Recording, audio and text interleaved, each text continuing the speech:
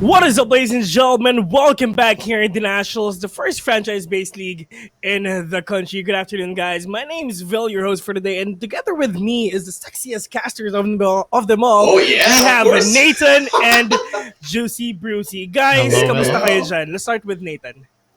I'm all good, man. I mean, quarantine's it's never gonna be fun, but at least we stay at home, play video games, and cast some of the nationals. It's all good.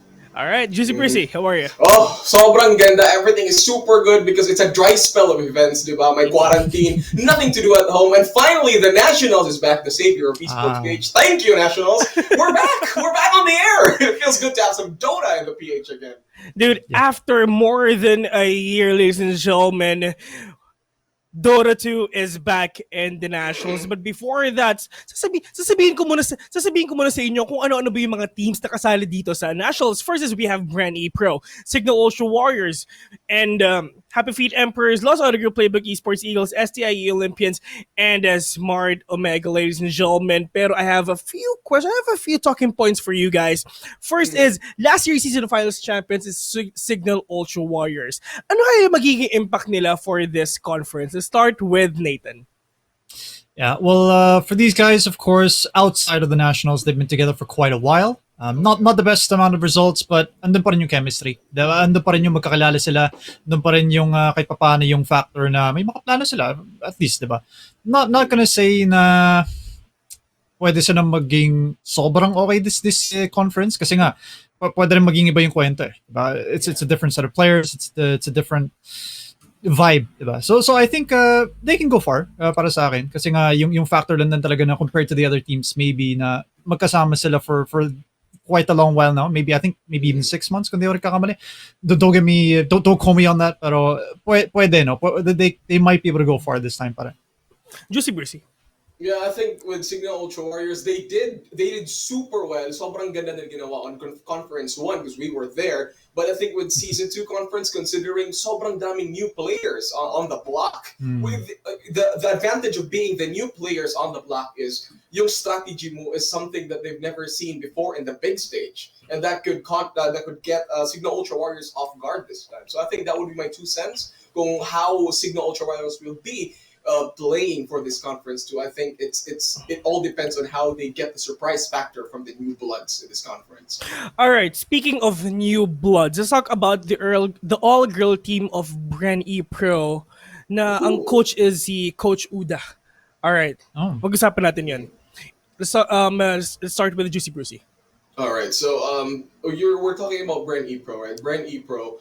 What we always see in the big stage is it's an all-male team. Yeah. It's everything. But right now in Conference 2, we finally see some girl power in the action. And that's starting with BRE Pro. Finally, we're getting some female players in the Dota scene, professional scene. And with the coach-wise, I want to see more of the confidence galing sa coach papunta sa players. Yeah, knowing that it's something new that we don't really see in the pro scene. With these ladies already here, I'm super excited for what BRE Pro can bring to the table for this conference. Nathan.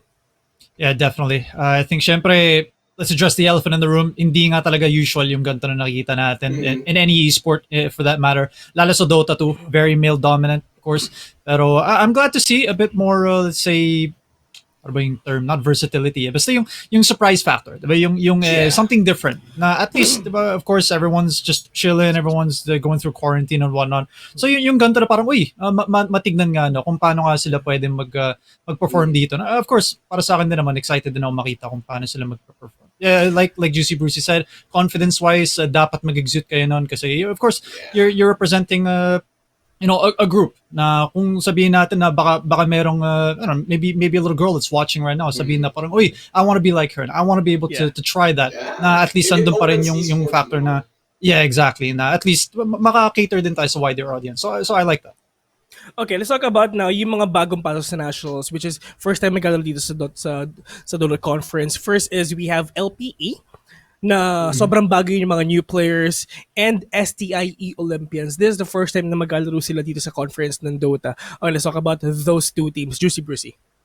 With STI, I think Nando is part of their of their lineup, Yes. diba, of their roster. And with Nando on the helm of STIE Olympians, with him being there, being a super experienced player, he's been in different teams already, be it international and the local scene. I think these new players will get to know more and get more comfortable with the help of these new players. I'm not saying that dahil baguhan sila, they're not going to execute well, but I think with the power and the helm of these experienced players, sila yung magiging factor para to bring out these new talents to show what they can do here in the Dota 2 scene, here in the PH. Yeah. Nathan. Yeah, I think experience yun nga talaga yung key term na pwede natin pag-focusan dito. Kasi comparing the two squads, diba? Yung mention mo with yung SDIE Olympians and of In course LPE. yung Yeah. yung LPE, diba? Of course, comparing the two, ang daming experience na pwede mo makita dito sa SEO. Diba? Si Bem, si Nando, si Ron. Ron was also, of course, in the previous iteration netong the Nationals from last season, diba? Nasa Smart Omega siya. So I think overall, just comparing the two teams, experience-wise, pwede nga natin masabi na of course for SEO, medyo mas lamang nga talaga. But andun pa rin talaga yung factor na pwede mo masabi na fresh faces. Pwede rin nating sabihin na yun nga, it comes back to confidence. Kapag sabihin mo nandun pa rin yung confidence ng mga fresh new players, pwede mo pa rin masabi na, uy, dark horse, di ba yung dating ng garan? Na, uy, baka maya-maya, hindi natin alam kung ano yung mga strategy nila, mahirap silang basahin. And unlike other experienced players na maybe not so much risk takers, yung playstyle nila. So yun yung pwede natin masabi, I guess, about those two squads. Parang, J-Storm and OG back in TI8. Ganun sila. Oh, yeah? J-Storm was the dark horses. OG back in TI8. Sila yung unpredictable people that were doing crazy stuff. And I'm willing to see that these new bloods, yun sana ipalabas nila dito. Like something new in the Dota 2 scene. Actually, that is the thing as well. If ever may mga team na gumawa ng napaka-unorthodox na pick, that's gonna be the dark horse for sure. Pero, the newest thing here in the Nationals and sa whole Dota scene is the 14 ban system. I wanna talk about that, Nathan. Yeah, of course, siguro para sa mga ibang tao no na hindi nakanood nakanood ng Dota for a while. Sabihin nila, uy, grabe ang dami namang bans. Pero actually, okay din siya to an extent kasi if comparing it to the previous na mga meta, kasi grabe yun kapag matagal na yung meta, uy, ito yung mga uso na hero, parating ipipick yung mga gantong hero. So at least with yung ganun na mas marami yung mga bans, mas marami kang pwede matanggal and ma-challenge mo din yung mga teams na mag-pick ng mga heroes outside their comfort zones or yung mga heroes na nasa labas maybe ng meta na, uy, makapag-promote siya ng mga bagong ideas and doon siya mag-e-evolve. And yun din yung isa sa mga most likely na magiging factor din na gusto ko i-point out din is yung team na may second pick, most likely, malalaman na actually, compare natin, rewind lang tayo ng 1 year ago.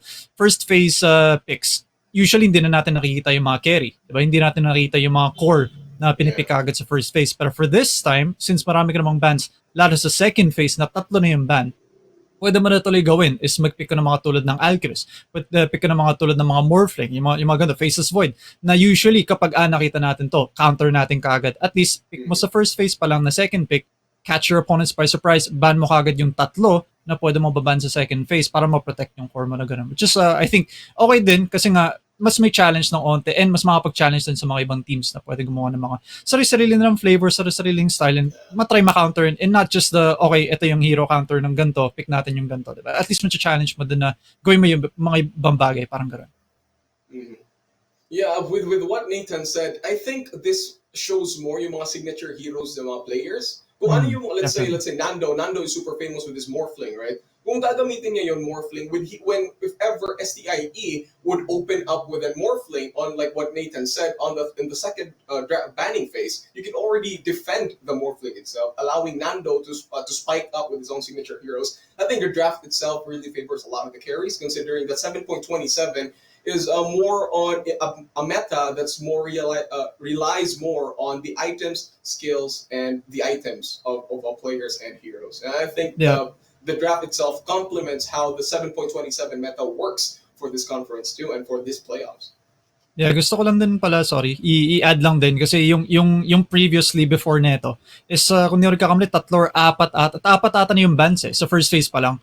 So ang nangyari din is parang sa first part ang dami kagad ng mga heroes na natatanggal. So yung mga heroes, yung mga players na siguro sabihin natin na medyo maliit yung pool, dati medyo nagsasuffer. Pero ngayon, medyo okay na.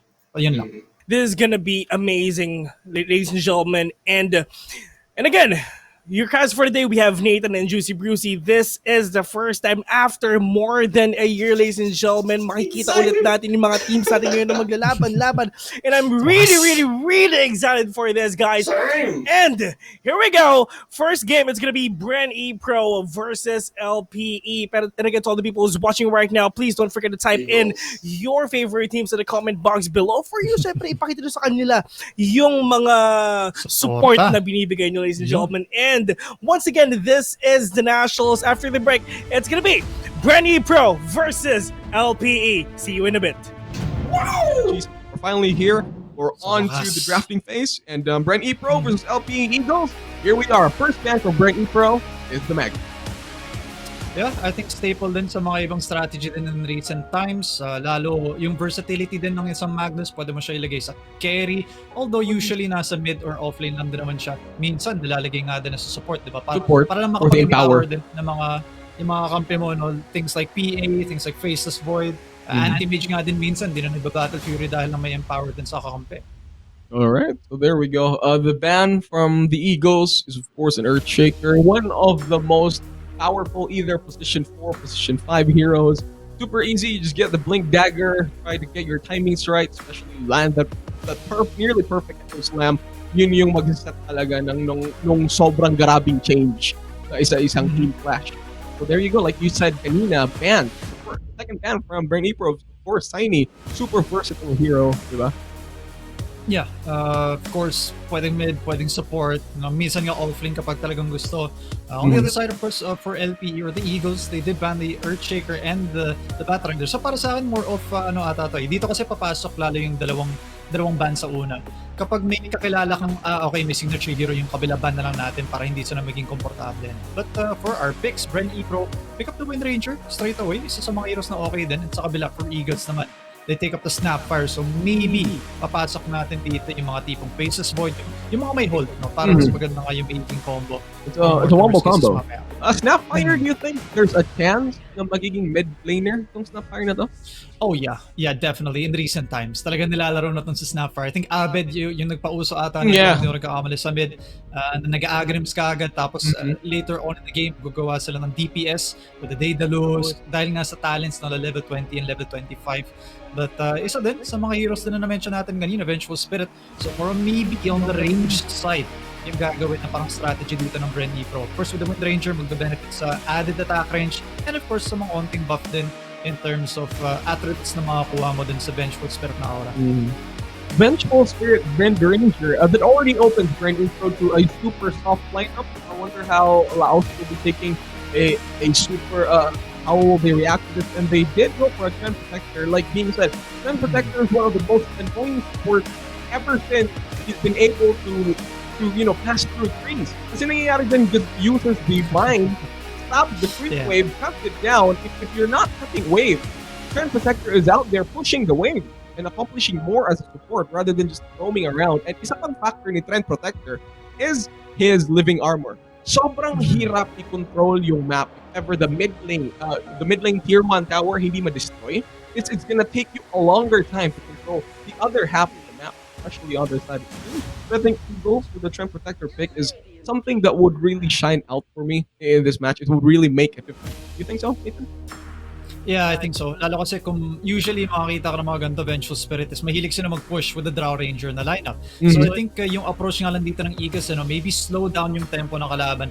Pick tayo ng Trend Protector, mas mabagal tuloy yung pag-push nila, pwede tayo mag-living armor sa tower, diba? Tarun sinabi mo rin. So madelay yung mga push, which means na maybe Eagles going for a hero na either sasabay or more on sasabihin natin na parang okay, since makapag-delay naman tayo ng laro, pick tayo ng hero na pwede mag-carry in terms like maybe Faceless Void, Spectre, yung mga medyo late mag-online. But looking at the bans naman ulit dito for the second phase, Phoenix, Mars, okay. So tinanggal lang naman nila yung isa sa mga medyo uso din na combo. Actually, first phase nga, minsan pinipik ng Phoenix tsaka yung Mars. Pero sa bagay Phoenix, kinuha na rin kasi ng Eagles yung isa sa mga counter ng Phoenix. So isa sa mga classic din na pwede mo magawa sa draft, diba? Pick mo yung counter ng hero, tapos i-pick mo yung hero na kina-counter ng hero na pinik mo.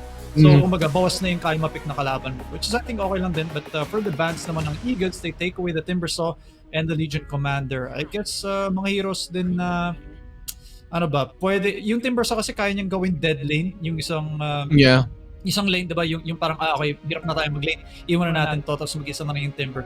Couple that with the fact na, of course, since may trend protector din naman sa team mo, ayaw mo din naman yung may hero na nakakatanggal din ng Nakakatanggal, sa oh. yung trend. No? But you think with the Timbers now ban, Eagles could also for a Monkey King carry?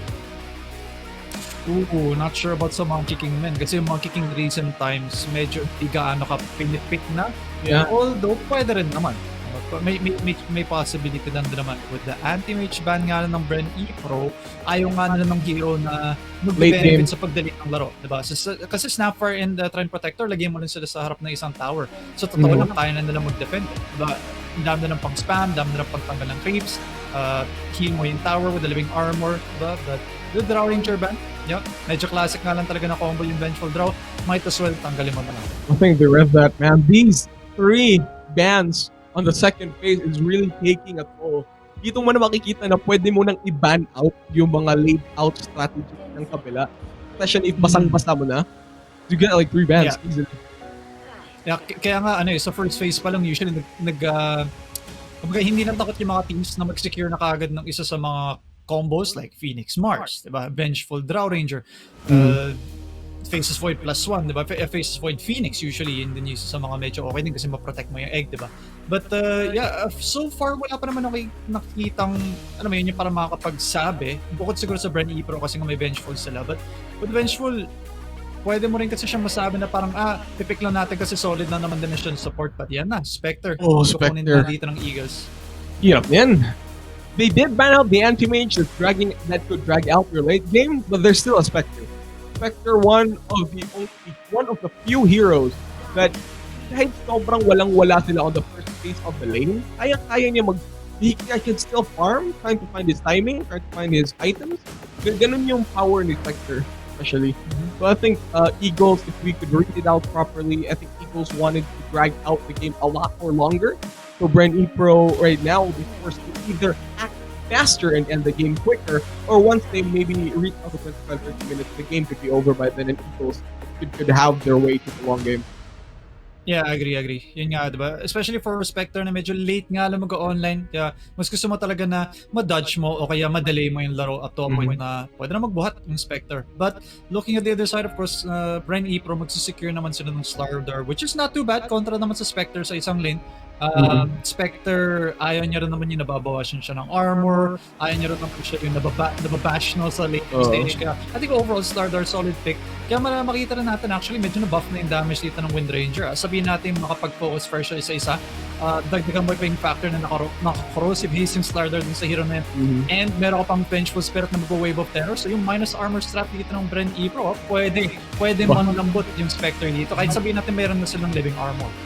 Bren E Pro smiling from the other side. I think they're super excited for one pick and for honor. Interesting. And for okay. Yeah, easily control, gusto ko dodge the team fight that Bren E Pro could bring, especially with the ult from the Central Warner.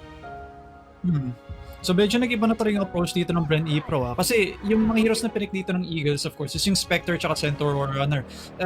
Yung mga maganda kasi na kaya nilang gawin is kaya nila mag-close ng gap na medyo mabilis-bilis ang Spectre, pop ka ng ulti, Centaur, mag-rush in ka, diba? Pasok ka gamit nga ng Stampede mo. So for Bren E Pro, hindi na nga lang sila magpipick ng hero na makapag-benefit in terms of attack range para sa Vengeful Spirit. Pero yung Lifestealer na pwede mo rin masulit with the Wind Ranger o kaya Slardar din na pwede kang gumawa ng Infest Bomb, diba? So I think yung mga heroes din naman ng Bren E Pro, physical damage oriented pa rin.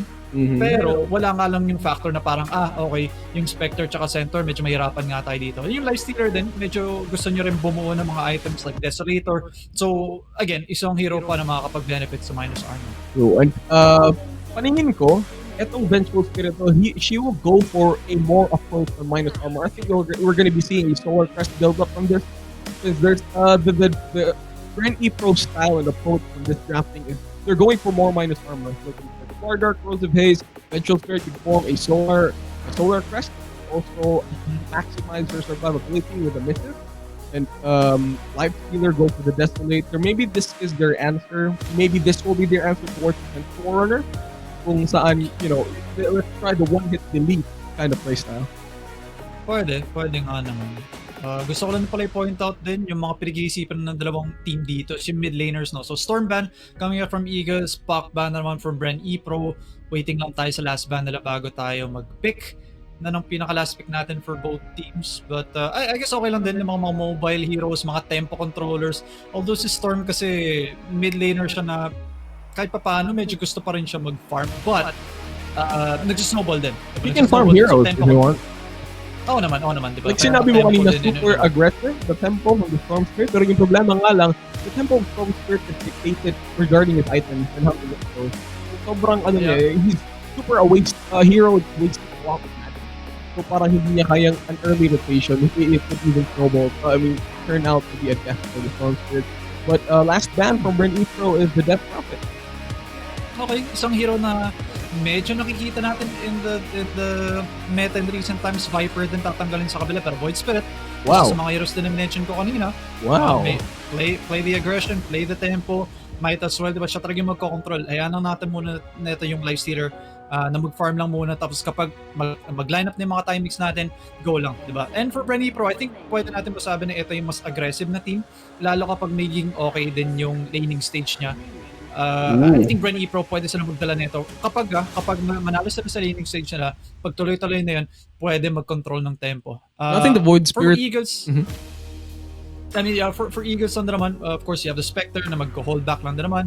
Trend Protector na hindi naman takot maglaro din na parang pandelay lang din ng laro, diba? Pero for now, actually, since Snapper kasi pwede mag-mid, baka nga pinag-iisipan din ng Eagles na mag-pick up ng isa pang support dito eh. They could. And the Void Spirit, I would say, I think he could, the Void Spirit could rush an Aghanim for the Siren. Pwede naman. Really work out well against isa sa Trend Protector. Yeah, I think so. Lalo kasi kung yung Void Spirit kasi pipick mo yung hero na yun para pumasok, gumawa ng gulo eh. Diba sa mapa? And Queen of Pain, isa sa mga okay din kontra sa Void Spirit sa mid.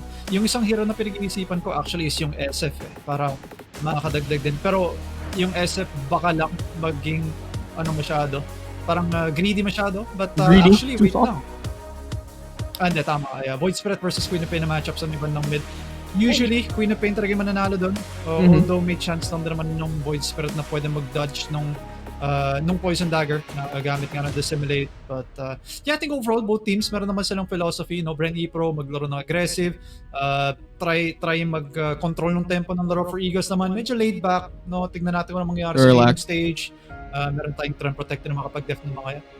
So there we go. Towers, yung Spectre na pwede magbuhat ng late game, which is, I think, Bren E Pro ayaw din na umabot ng late game ito. Alright, so we finally saw the draft. We see the heroes. There's Bren E Pro. There's Eagles with their group. So, Nathan, any predictions from which team has the more advantage when it comes to the drafting? I know we have not seen the playstyle of these two teams. So, in our predictions, I think if we go for kung paano nangyari yung draft. Do you think it's Bren E Pro or the Eagles? Yeah, on paper actually, gusto ko nga yung lineup dito ng Bren E Pro dahil lang sa fact na kapag manalo ka ng laning stage, almost a cruise na yung magiging laro. Kasi nga yung Spectre na medyo late nga lang mag-online, pwede mo maabusuhin yun. Lalo kasi meron ka pang buff sa carry mo. Not to mention, I think maybe even yung position 4 na Wind Ranger makapag-benefit din sa minus armor na kaya ma-output dito ng Bren E Pro. So, para sa akin hypothetically, kapag Bren E Pro manalo sila ng laning stage, kapag kaya nilang gawin yung aggression na hinahanap para sa kanila, na gawin nila and ma-execute na maayos, pwede nila makuha ito ng game number 1. Pero, kung mag-fail naman yung aggression na yan, kung mag-fail sila sa laning stage, magbe-benefit din syempre yung Spectre na, kumbaga, sleeping carry sa una, pero pagdating sa dulo, magbubuhat nga ng laro. So I think early on and mid-game, pwede natin masabi na Bren E Pro yung magiging okay, but eventually in the late game, kung aabot man, I think it will be Playbook Esports' ground to play in. I think maybe if Bren E Pro can make something happen in 30 minutes, I think game's over by then. It's going to dictate that it's going to be for PBE. So anyway, here we go, ladies and gents. Series 1 for the first game of the Nationals Conference 2. It's Bren E Pro versus LPE Eagles. So we'll be starting off with the roll call, as we always do. There's a pause as of now, so I think both teams will be trying to get ready. And as you've said on paper, Bren E Pro has to make it fast, if I'm getting you correct. Bren E Pro has to make it fast, and they win game 1.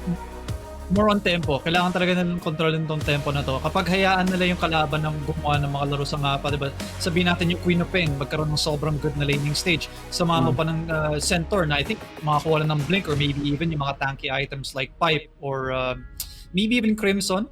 Para lang talaga sa physical damage na kalaban nila. Pero kung makakuha lang din ng mga, I think, okay na early stage yung Queen of Pain and yung Centaur, pwedeng sila yung mag-control ng tempo, I think, ng game number 1. Kaya sobrang importante yung early for BRE Pro. All right, so here we go for BRE Pro. We got Hizelia playing the Slardar. If I remember correctly, this will be a position 4 Slardar actually, because it's Hizelia.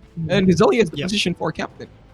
Oh, ano? Bren is here's Cat with the Vengeful Spirit. Haina with the Void Spirit. Jill will be playing the Life Stealer, and Ligaya will be the Wind Ranger. Over the side of Eagles, Nathan, take it away. Yeah, dito naman sa side ng LPE, of course, we have TMP sa kanyang Trend Protector, Rupiro naman sa kanyang Centaur Runner, CY on the Queen of Pain, and Hero will be playing for yung 4 na Snapper, and Prince naman sa kanyang carry na Spectre. Alright, so there we go. Finally, yung laning phase natin will be starting.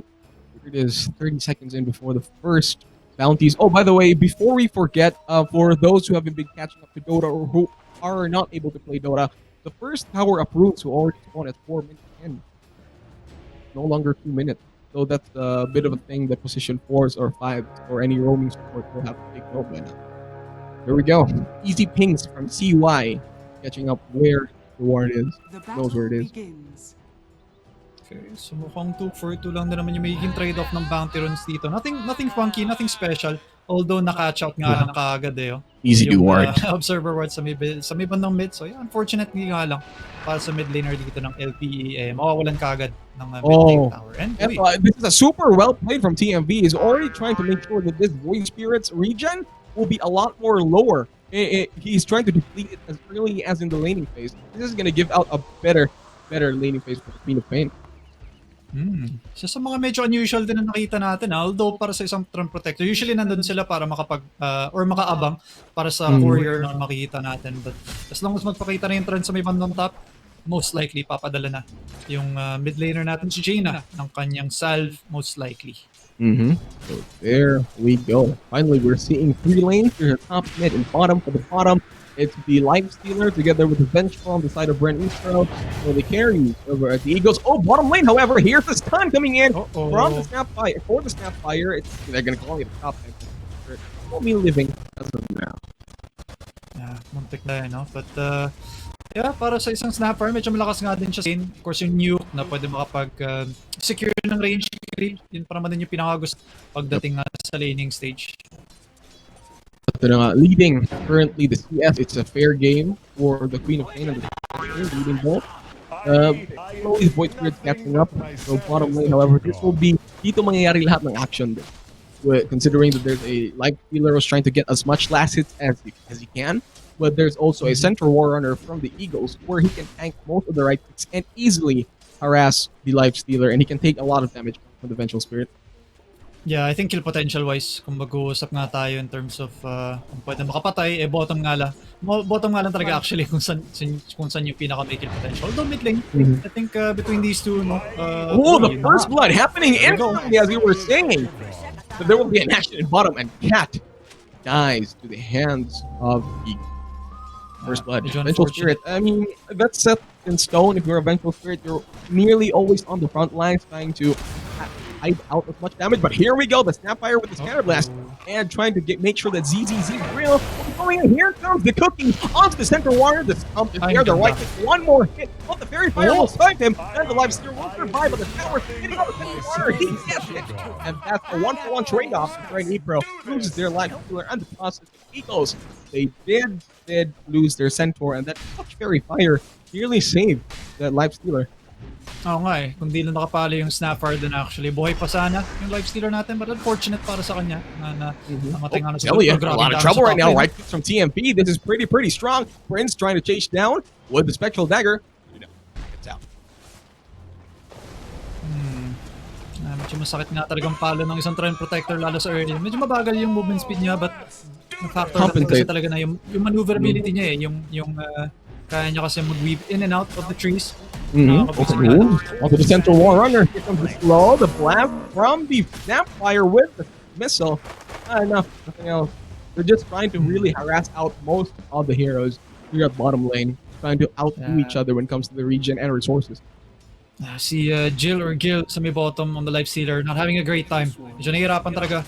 Dahil nga, lalapit ka, medyo masakit yung palo ng center, lalapit ka din, and then yung snapfire. But for now, most likely yung mga supports natin magko-commit para sa mga runes. Kasi medyo importante pa naman din yung tempo eh. Diba? Yung tempo, kapag masecure mo yung power runes dito sa may bandang left or right side para sa mid laner mo, magiging maganda yan eh. Tignan natin kung asan nga mag-spawn nun. 4 minutes, yung timer natin na hinahanap. Well, there we go. The Snapfire is already here, checking out where the rune is. The other side too, they're getting it. The magic missile will land. TMV, he does get the invisibility rune, trying to zone out this Wind Ranger. Here he come out as well. No runes for both mid laners, kind of safe. Support's doing their best. Of course. Yeah. I think yung pinaka nagsasuffer lang talaga na core dito actually, overall is yung lifestealer, which is medyo weird kasi usually nakita natin yung lifestealer. Okay nga sa lane, diba? Kaya mag-sustain with the lifesteal, although Cat... Hero just found out where his cat is. See you later, nerds. Great rotation from the Snapfire too. Medyo nahirapan lang ang vengeful spirit natin so far. At talagang buhay pag isang support, no? May mga times talaga naman mayayari ka mamamatay ka. Azalea, right click on Prince. Prince with the shackle shot easily by Gaia lands it perfectly. Here comes the crush from the Flarder, but TMP is already here. Holding the Spectral Dragon device. Coming in from TMP. TMP, he might go for Azalea. There's a quick power shot, but that's not enough. Flarder will go down. TMP, he might go for more, but the waving terror from Cat is there, and the runes will be spawning.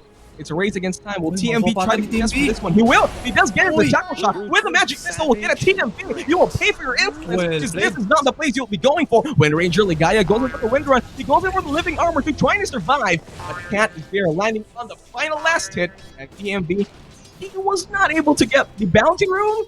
Hindi rin niya nakuha yung bounty rune at namatay po siya. Yeah. No. Nah, not really. Akala ko nga makukuha niya eh. But nice shackle shot kahit hindi kumapit no, sa puno or what. And nag-clutch, yun nga tulad ng sinabi mo, na-clutch nga din niya. Not just nakuha din naman ng bounty din. Plus the kill for the side of BRE Pro. So not too bad so far. But makita rin natin, wala pa talagang lambong sobra eh. Maganda rin yung ginagawa natin ng TMV. Yep, exactly. Easy bottle refill nga. Makapag-TP siya sa may bandang mid. And the Queen of Pain, medyo magiging masaya nga din siya. And I think eventually, pag umabot na ng mga bandang 7 to 10 minute mark, dun na talaga usually iikot na yung mga heroes ng so may bandang There we go. Yeah. Oh, there's no rune here. Magic Missile will be there. Valkyrie could blink in forward for this too. He does go for the Scream of Pain. Sonic Wave is available. He blinks in once again. The Sonic Wave is there. So that's Cat. Easily gone. That's four deaths or 3 deaths in this Vengeful Spirit already. Top lane, they're going to make a rotation over here. Here we go. There you have it. Here comes the Scatter Blast from the Snapfire. Ligaya is pretty low right now, but TMP with a power shot from Ligaya. He will go down, and they can chase for more. Azalea, he might be low on HP, and there's not a bit of mana. And Prince can run away. Oh, here comes the Spider with a sprint. He is trying to chase for this, as a lot of the hero there. He's coming in from the Void Spirit. He will try to chase this, but the Hunt, no, Spectre will hit him. He will go down to the bottom lane, but the tower will get him down, and that's your Spectre dead. Bottom lane, however, Rupido, not enough. Chill is there pretty low right now. The Central keep on chasing. The living armor will try to sustain him as much as he can, and Cat with the magic missile will not do much damage on the Centaur. That allows him to still survive. Sayang, ganda na sana nung play no kay Prince on the Spectre, but unfortunately, natamaan nga lang of course nung Torre. Kaya sayang. Mamatay nga lang din. And that being said, he also wasted his hunt for that one. I mean, wala namang masyadong skills for the Spectre to be joining in fights, pero it's still a big ult being out of the game for like 2 minutes or more. Yeah. Bottom itong si Jill. Mapa-force nga na magpunta ng top lane. Medyo expected kasi nakita nga din yung rotation din. Si Prince kasi after nga namatay hindi naman niya ginamit yung TP. So may TP din naman siya pabalik sa lane. And dito na nga maglalaro ko na yung playbook Esports. Ligaya, pretty low. Azalea is there too, and Hero is already level 5. No ulti as of the moment. The vines from TMV will be there. TMV pretty slow. But no, calling it a chop. No death whatsoever. Don't worry. Medyo usual naman na yung nakikita natin ganito. Usually, mga bandang 7, 10, maybe even 12 minutes sometimes kapag medyo late. And nagro-rotate na yung mga carries papunta na sa off-lane nila. Tatry nila i-take yung tier 1 tower. Pero again, for Playbook Esports, kung kaya nga nila ma-delay ito, sobrang ganda para sa kanila. Kasi nga, matatake nila yung tier 1 sa may baba and makapag-def pa sila ng tier 1 nila sa baba ng taas. Sai, it bottled the Arcane Rune. What's going on? Healer. Without rage. Vagina, heal the bottle. split up. There we go. Nice refill. Oh, He's nice. Jungle. Oh, Namatay siya. Prince Cat. might be a solo kill over to Ingat. Cap. The TP instantly, no damage. Prince knows. He's like, yeah, whatever, get out. Okay. Very well done. And maganda rin nangyari dito for PBE, man. Kasi nga, yung bottom, diba? Spectre, free farm, ayaw na ayaw mo talaga mangyari yung ganyan. And to rin sinasabi ko din, tempo. Kailangan maglaro ng BRE Pro na medyo mabilisan. And for now, makita natin, medyo passive nga lang ng onte. But Rapido, TMP is here. They go for Grill. Grill, he doesn't have any test yet. No damage. No. Wala pa. Although Oh, but dito this rin si time I Jane, think they're going to be turning around. Monte. Sai is there. Through the blink right to the shackle shot. Will land into the center. nice Shackles shackle. into the tree. Sonic Wave instantly by the Queen of Fang. He does get Life Stealer out. He's going to chase one more Wind Ranger. Goes and pops the Wind Ranger. But Cat is there with Magic Missile over the top lane though. Aina trying to keep the away. There's nothing to stop. He's putting up a dominating spree. Already on site. Gets the triple kill. By the top lane, however, with the ulti of the Snapfire, it's not needed as Sai just knows how to land on those hits of his sports and they're gone. Yun lang, medyo natapatan yung rotation na nangyari doon from BRE Pro. Okay na sana nung una doon, but unfortunately, nag-initiate pa naman din sila sa hero no, na medyo makunat din. Kaya ganda ng pasok na ni CY. Perfect Sonic Wave para ma-turn around yung sitwasyon na yun. Alam mo yun, he didn't cast anything else, just instantly wait for the Sonic Wave and boom, nukes everybody out. It was a good thing for Heine, the Void Spirit, to at least TP away, nothing to cancel it, as the stomp was like a second delayed. Exactly. Alright, here comes the Magic Missile over by Cad. Goes to TMV. TMV pretty low as of now. Grill will be chasing down the Trip Protector. As of now, the Shackle Shot will land it perfectly to destroy from the Void Spirit. Will not as fast as he can. Here's Rapido. Rapido challenging on two heroes, blinking forward from the Queen of Pain. Wind Ranger pops in Wind Run. And big hero right here. Very, very low. Got her fast going in. And Grill trying to right. Snapfire away. Pops in the race. But he will get the kill. Nice And that's it. Brand April trying to turn it around. PvE. You have to get away. Well, the blink. Yeah, that was something. Here comes the No, not enough. And he goes in for the blink. But there is still explosive haste. He goes in for the Sonic Wave. Brand April in their track. And that's the Queen of Pain being super safe. And he gets away fast. Pero meanwhile, no, sabihin nga natin for PBE, apat nga lang naman yung hero nila doon. Ito si Spectre, medyo chill lang din. Going for an early build. So magda-drums, going for Yashan. Probably Manta after nun. Kaya papalag siya. Is Radiant Spectre no longer viable sa patch? Masyado na mabagal yun. Actually, mas gusto nga din ng mga tao kaysa sa Radiance, mag-Midas na lang eh. Dahil lang sa cost and kapag din kasi mag-Radiance ka, okay kapag makuha mo nga siya. Pero nakadepende sa timing. Kung yung timing niya, not so great, medyo mahirapan ka talaga pumalag. Kasi run over ka na ng kalaban eh. Diba? Lalaro na lang sila medyo mabilis. Ay, sabihin nila, uy, may Sacred Relic to. Wala naman siya ibang item. Medyo, ano ba, Radiance kasi damage-wise okay siya. Farming-wise okay siya. Pero hindi siya nagbibigay ng stats. So medyo squishy kapag naman na hero din. So kaya ka namang heroes na parang i-focus down tuloy. Parang gano'n. Oh, Bounty coming in, committed by PBE. Oh, the Scatter Blast onto the Wind Ranger, pops in the Wind Run. Well, interestingly enough, there is also a poison from the Queen of Pain. He knows he's gonna die. The Scream of Pain is there, screaming the Wind Ranger away. Ano nangyari din for PBE dito sa bandang bottom? Kinontrol na nila yung jungle na kalaban. Hinayaan lang muna yung carry versus carry matchup sa may bandang top. But with one level, of course, an advantage dito coming from Prince. Medyo lang yung Spectre. Mid lane, Magic Missile onto the Centaur. PBE not committing that much. Oh, the Ruin super unlucky for the Void Spirit. It's on the other side of the map, and Sai is there ready to bottle up. DMV ready with the Overgrowth and the Vines. They're more than ready to take this away. Pwede nga, no? So mukhang yung objective. Yeah, yung mga objective ko rin sinasabi mo nga is nakaset-up sila going for mid. But saan naman yung Pro ayaw na lang mag-contest sa may bandang mid. Gusto nila patayin yung Spectre sa top. Ang tanong, kahit yung burst down to bago mag-TP yung kalaban, ay... Yung map awareness ng Spectre sobrang on point, 100%. Friend Pro got nothing out of that rotation. They went for a smoke on top. Nothing. There was nothing that they could do here. TMB. Jumping forward instantly with a Dissimulate. And of course, the ranks will be coming out. TMP is out of the game.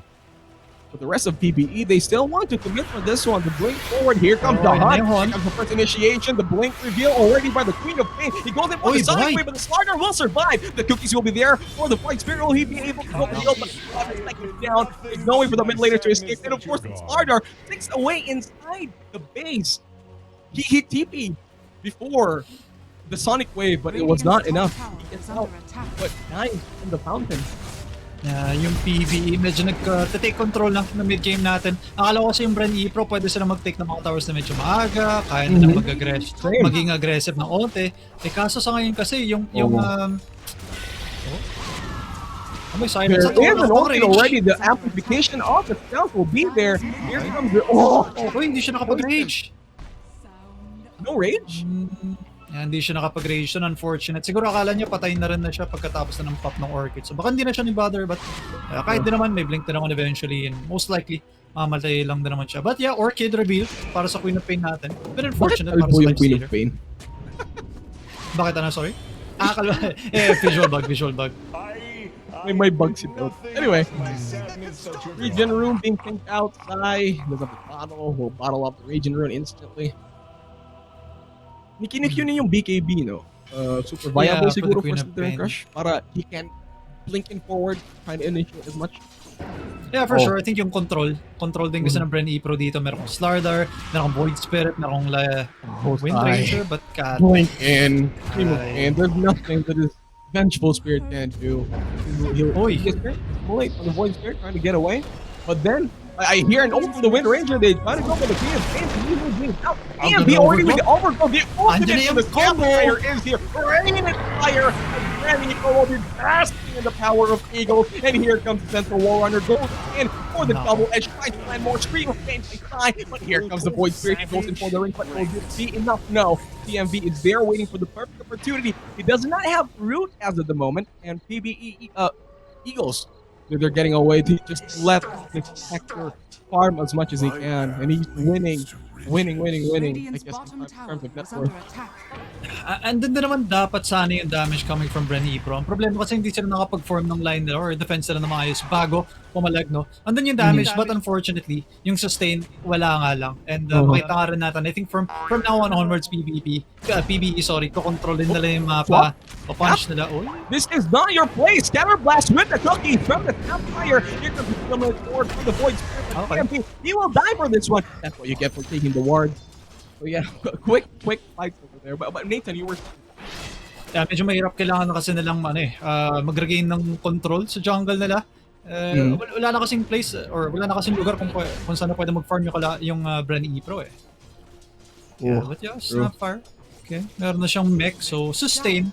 As we were talking about, meron no from PBE. Kaso sa kabila, 'di ba? Saan ka maghahanap ng sustain? Lifesteal, maybe na Lifestealer, pero that's it. Diba? Wala kang mech, wala kang pipe, wala kang Crimson Guard or anything. Do you think this Vengeful Spirits should go for Vladimir offering siguro? Yeah, I think isa sa mga core items talaga ng Vengeful Spirit yung Vlads talaga. Pero Hunt ginamit sa banda yun, sa may bandang mid ata.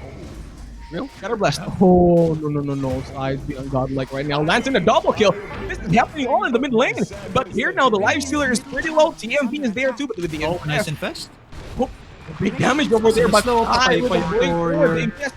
Gone. The Orchid of Malevolence from the Queen of Pain will make sure that this poor Lifestealer will be dead. He's out of the game. I think na-miss na ata. Immensely. Medyo na-miss na ata ng window of opportunity dito coming from BRE Pro. Not sure kung paano nila What I noticed with BPE Eagle is the placement of TMV. Valkyrie blinking forward, this Wind Ranger, he knows he's dead, he's just standing there popping the magic wand too, but not enough. But as I was saying, I think the positioning of TMV for PBE, like I said, here we go. The ultimate instantly committed and deletes the Void here instantly. Masyadong behind na ata dito yung BRE Pro eh. Kailangan mo na kasi mag-conduct mo ng delay tactics if ever. Kaso, sino ba yung gagawa nun, di ba? Maybe Wind Ranger, maybe yung Vengeful Spirit, maybe even yung Slardar, Void Spirit, yung gagawa ng para mag-push out sila ng lane. Problema kasi na ito, Queen of Pain, may makita lang siya na hero na nagpo-push out, kaagad-agad, boom, TP ako doon, blinkin, silence, wala na silang pangalan eh. Wala na silang pangtulong sa sarili nila, wala silang use, wala silang pangtanggal ng silence, wala silang any way para makite no, yung damage ng Queen of Pain. So, medyo mahirap na. Diba? May sagot na rin yung LPE dito sa lahat ng galawan dito ng BRE Pro. That's true. Top lane, instant click in, away dagger from Rupito. The stomp is there to land onto two. It will come to the right. A light flare this time. And here comes the rage being popped out. The cookies will be there, landing onto the Slytherin with the double edge. Just flop forward from Cat, trying to save his Slardar, but the ultimate coming into that Snapfire will be more than enough to land this Slardar down. going into the Vengeful Spirit. It will be a Spirit in no time, my friend. It has to blink in forward from Rapido. Will be there with the stop and Grill. Even has the audacity to farm in their midst. But will they be cheesing forward? PMB is there, but they do have Hyena. Oh, si Wayne dyan din. Kailangan na mag-i. Well, kita din naman. May observer ward na naman yung BRE Pro dyan sa bandang high ground. But for LPE, again, kontrolado yung buong mapa halos. Medyo nahihirapan na lumabas yung BRE Pro. Not a single tower. Not a single tower na take pa dito ng BRE Pro. And kapag kasi ganyan yung nangyayari, syempre, map control, ang dali para sa LPE. Diba, mamatay ka, okay, TP back ka lang sa lane. Nandiyan na naman yung tier 1 tower. Advance ka agad yung position mo pag nag-TP ka.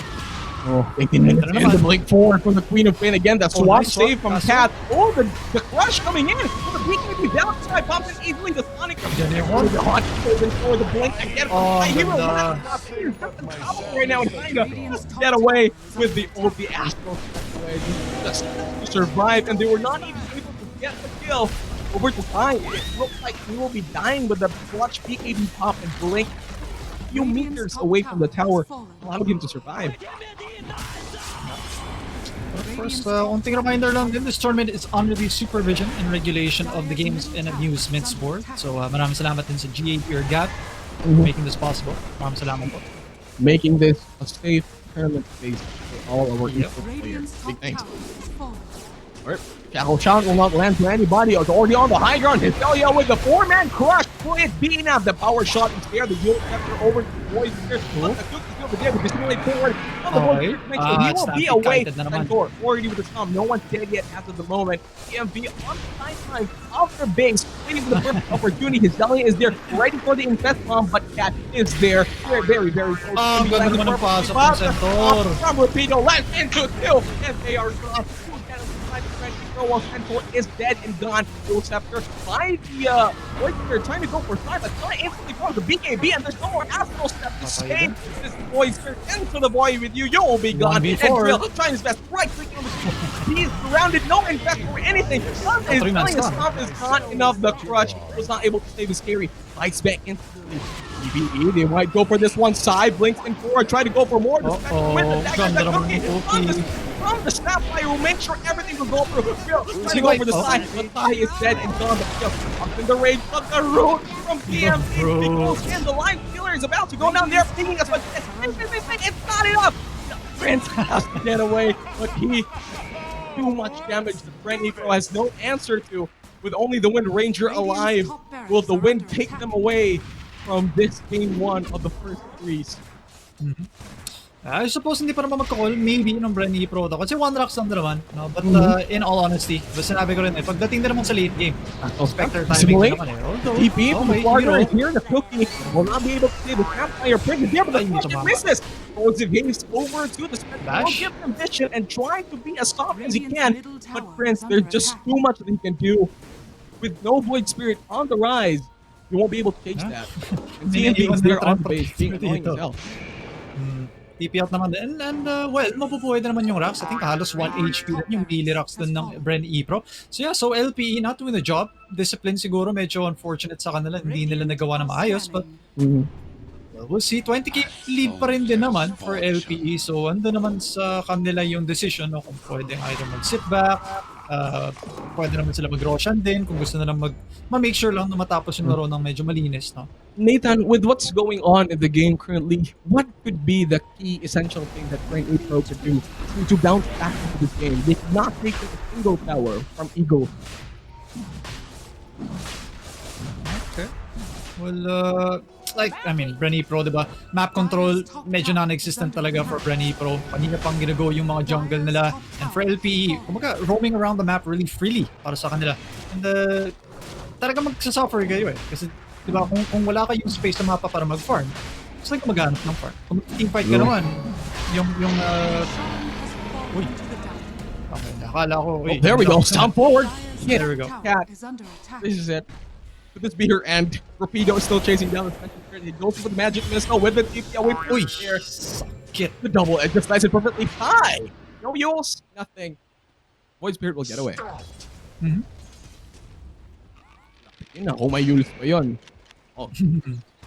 50-50. So, So with the Aegis, pwede na tuloy maglaro na medyo aggressive tuloy yung Spectre natin dito. Ano? Ibig sabihin, mag-hunt siya, go niya lang yung backline, diba? Walang katakot-takot dapat. Kahit mamatay siya, may pangalawang buhay din naman. And I think ito na, oh wait. Mid lane. Parang may gonna go. They did capture somebody in the shackle shot on the 2 heroes. That's the offlane before. Benito looking for the chance to flex his anchor. It's casted by the Spectre. Do they want to defend this mid now? Oh no, too late. No. Mahirap na lumabas na mapa dito pag BRE Pro ka. Sa totoo lang, sit on your high ground, maybe hope for the best. Ganun na talaga ata yung game plan ng BRE Pro dito. Try to hold, but what can they hold with? Oh, the Pumasok na. Tom Sai is there, the silent over to. Minus one kagad. Will he take down from the posting? Yes, he will. He's out. Oh, yeah. Agad yun. So ganda naman yung combination. Combo, and that's it. TMB goes instantly for the old man to 2 heroes, and that's him. Yeah. What a play! The Aghanim Scepter caught us off guard. Sakto no? Hindi Alam ko talaga lumipad binubuo na kahoy na niya. invisible. Oo nga naman, di ba? Actually, aiming nga din siya throughout that. Yeah, Jill, understanding na kahit nag-TP din siya, most likely, wala na naman siya magagawa. So kung may hinahanap ka man na closer, yun na yun. No, yung combo na ginawa na doon. LPE, nicely put. Nice chemistry. Oh, they're just Mabasa jumping in para sa kanila. forward. Eagle soaring high into the crowds of Pro. They want to take this down. They want to win this game 1. They're going for objectives. Very smart play from the Eagles. Yeah, tuloy-tuloy na dapat na ganito. Make sure no, na wala kang throwy moment. But, PKB popped the ulti against Snapfire, chewing on that level 3. Dumped it down, Rapido. Oh, the bomb will not get there. The simulate will allow him to escape. But will that escape allow him to win the game? Just all boings right now. All chatting everywhere. Okay, MB. Radiant's bottom barracks are under attack. This bind is super annoying. Oh yeah, sobra. Grabe yung slow no? Their blast friends. The cookies. No chance. Is under attack.